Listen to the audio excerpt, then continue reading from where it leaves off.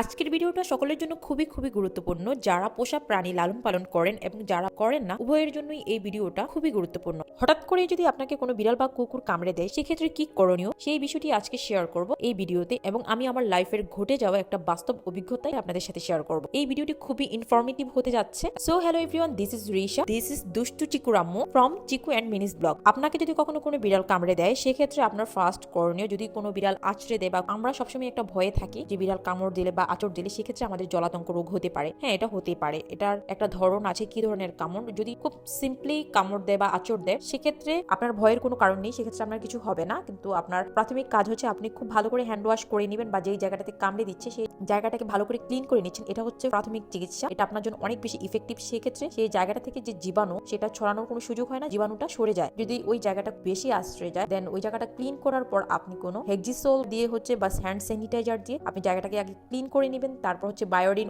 অথবা পপিসেপ দিয়ে ওই জায়গাটাকে ক্লিন করে কোনো গজ অথবা কটন দিয়ে মাইক্রোপোর লাগিয়ে আপনি ব্যান্ডেজ করে নেবেন। আপনার ওই ক্ষতটা যদি একটু গভীর হয়, তো সেক্ষেত্রে সেম প্রসেস, প্রথমে হচ্ছে আপনি খুব ভালো করে হ্যান্ড ওয়াশ করে নেবেন ক্ষত জায়গাটাতে, যাতে কোনো প্রকার জীবাণু না থাকে। হ্যান্ড ওয়াশ করাটা মাস্ট বি, হ্যান্ড ওয়াশটাই সবচেয়ে ভালো কার্যকরী। তারপর হেক্সিসোল দিয়ে জায়গাটাকে ক্লিন করে পপিসেপ ইউজ করে প্রপার ভাবে এরিয়াটাকে ঢেকে আপনি ব্যান্ডেজ করে দিবেন। যদি ব্লিডিং হতে থাকে, তাহলে যতক্ষণ পর্যন্ত আপনার ব্লিডিংটা হবে ততক্ষণ পর্যন্ত ব্যান্ডেজটা থাকবে। দেন যখন আপনার ব্লাডটা ক্লট হয়ে যাবে, রক্তটা জমাট বেঁধে যাবে আর ব্লিডিং হবে না, আপনাকে অবশ্যই তখন ব্যান্ডেজটা খুলে দিতে হবে। যদি আপনি ব্যান্ডেজটা ক্ষতস্থান থেকে খুলে না দেন, তাহলে ক্ষতস্থানের জায়গায় ধনুষ্টঙ্কারে সংক্রামক বাসা বাঁধতে পারে। তো সেদিকে অবশ্যই খেয়াল রাখতে হবে। আর ক্ষতস্থানে অ্যান্টিবায়োটিক সলিউশন আপনি ইউজ করে জায়গাটা ক্লিন করতে পারেন, কিন্তু কখনোই কোনো ক্রিম বা কোনো কিছু ইউজ করা যাবে না। এই জিনিসটা অ্যাভয়েড করতে হবে। তো এই বিষয়গুলো খুব ভালো করে খেয়াল রাখবেন। ক্ষত যদি গভীর হয়, কখনোই অবহেলা করবেন না, মাস্ট বি চিকিৎসকের পরামর্শ নেবেন। ডক্টর যদি কোনো ব্যথার ওষুধ দিয়ে থাকে, সেটা খাবেন। যদি প্রয়োজন হয়, অবশ্যই ডক্টরের পরামর্শ অনুযায়ী আপনাকে ভ্যাকসিন নিতে হবে। আর আপনি চেষ্টা করবেন, আপনার যদি কোনো গৃহপালিত পোষা প্রাণী হয়ে থাকে, তাহলে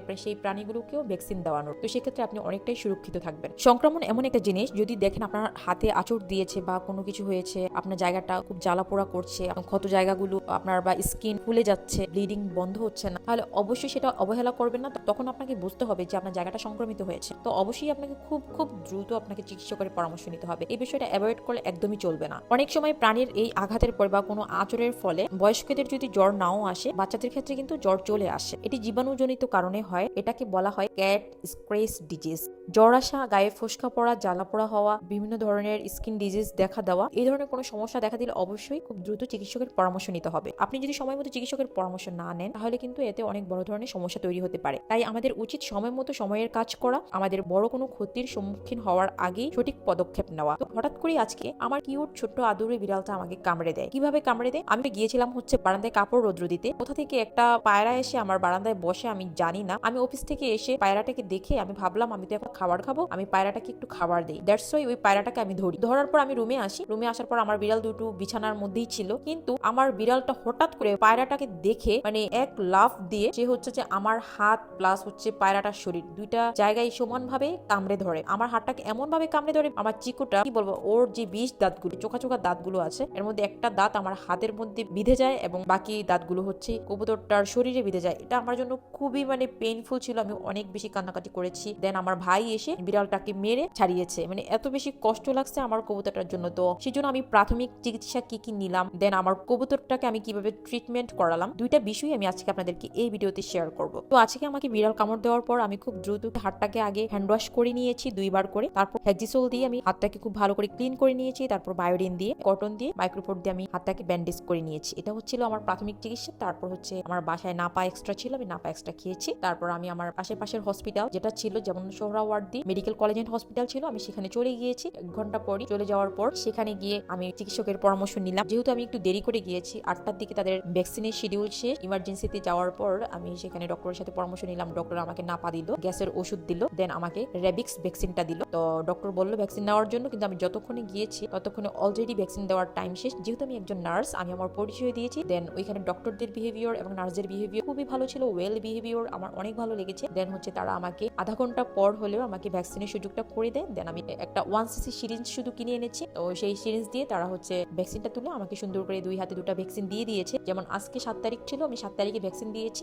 আমাকে টোটাল 3টা ডোজ নিতে হবে করোনার বা কোভিডের ভ্যাকসিনের মতো। আমি 7 তারিখে নিয়েছি প্রথম ডোজ, সেকেন্ড ডোজ আমি নিব হচ্ছে 10 তারিখ এবং থার্ড ডোজ আমি নিব হচ্ছে 14 তারিখ। তো এভাবেই হচ্ছে আমি আমার ডোজটা কমপ্লিট করব। তো দেন ভ্যাকসিন দিয়ে আমি ফাইনালি আমি বাসায় চলে আসি। তো সবাই আমার জন্য দোয়া করবেন যাতে আমি খুব দ্রুত সুস্থ হতে পারি। এবং আমার এখন অনেকটা রিলিফ লাগছে। আমার হাতটা অনেক বেশি ইনজিওর্ড হয়েছে। যখন ইনজিওর্ড হয়েছে অনেক বেশি পেইন হচ্ছিল। আমি আধা ঘন্টাও রেস্ট নিতে পারিনি, হাতের এত বেশি পেইন ছিল। হয়তোবা রক্ত বন্ধ হয়নি বা রক্ত শূন্যতা হয়ে গেছে জায়গাটিতে ক্ষতস্থানে, দ্যাটস ওয়াই হয়তো হাতটা এত বেশি পরিমাণে ব্যথা করছিল। তো যাই হোক, তো যখন আমি ডক্টরের কাছে গিয়েছি তখন আমি ব্যান্ডেজটা খুলে ফেলেছি। আমি তাদেরকে বলেছিলাম যে আমার হাতটা ড্রেসিং করে দেওয়ার জন্য, বা ডক্টরই পরামর্শ দিয়েছিল। যখন আমি ড্রেসিং রুমে যাই তখন আমাকে বললো আপনি ড্রেসিং এর টোটাল যে প্রাথমিক চিকিৎসা আপনি পুরোটাই কমপ্লিট করে ফেলেছেন, আমরাও তাই করতাম। তো আপনারা ড্রেসিং এর প্রয়োজন নাই, বাট আপনি শুধু হাতটা খোলা রাখবেন, কোনো ব্যান্ডেজ করবেন না, এতে আপনার হাতটা অনেক বেশি ভালো হয়ে যাবে আর ভ্যাকসিনের ডোজটা কমপ্লিট করবেন। আমি আমার কাজটা কমপ্লিট করে আমি দেন চলে আসি। তো আপনাদের ক্ষেত্রেও এটাই করণীয় থাকবে। আমি আমার বাস্তব অভিজ্ঞতা থেকে আপনাদের কাছে আমার মনে হলো যে এই বার্তাটা পৌঁছানো উচিত, তাই আমি শেয়ার করলাম। আশা করি আপনারা বিষয়টা মাথায় রাখবেন। আর আমি আমার কবুতরটাকে কি করলাম এবার আসি সে গল্পে। যেহেতু আমার কবুতরটাকে আঁচড় দিয়েছে,